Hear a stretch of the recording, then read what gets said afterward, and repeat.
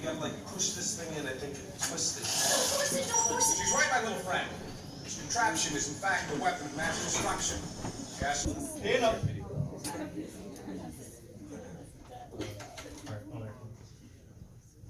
were confused about what to do.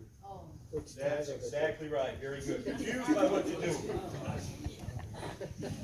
This movie here, how can this apply like to your life, or what do you think when it comes to like religion? Productions got in.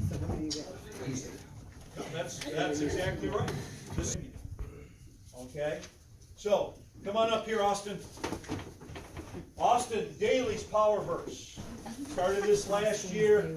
We read this verse the first week. So I want you to read this verse. You got the microphone? Give him the mic. You got to give Austin the microphone.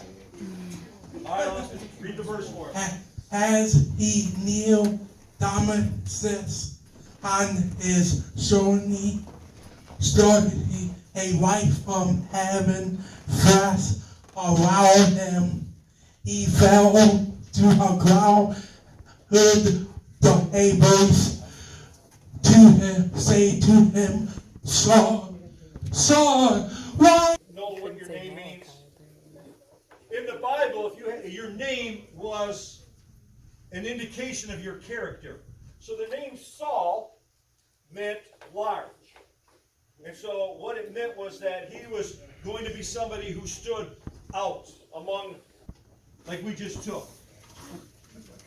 But he has an encounter, and we started reading, but I want to show you a little bit of what he said about himself, because he wrote quite a bit of the New Testament. Maybe when you go to church, if you're Catholic, you'll hear something like the Gospel according to St. Paul. Or maybe some of you could go to a church, St. Paul church, whatever. But this is what he says about himself. He says, if someone else thinks that they have reason to put confidence in the flesh, I have more. Circumcised on the 8th day. This was a circumcision for a young Jewish male meant that they were in right relationship with God. That was part of their religious ceremony. Of the tribe of Benjamin, a Hebrew of Hebrews. And what he meant by that was he was a leader of the nation. This guy was very influential. And kind of left off last week, he was going to a city, Damascus. He was going there with orders to capture those that called themselves Christians and take them back to Jerusalem for imprisonment and probably execution.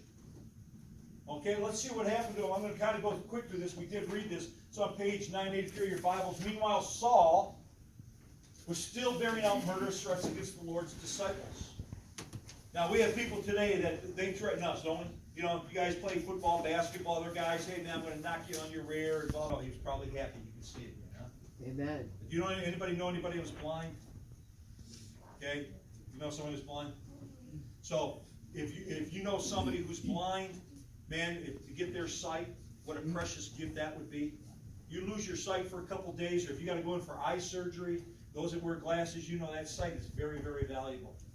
He got up and was baptized, and after taking some food, he once again, for the time, Lord, I pray that you would just continue to draw them to yourself. And just as Saul had his eyes open and it was revealed to him who your son was, I pray that all our eyes, the understanding of our heart, would be open and we truly understand who he is. Lord, bless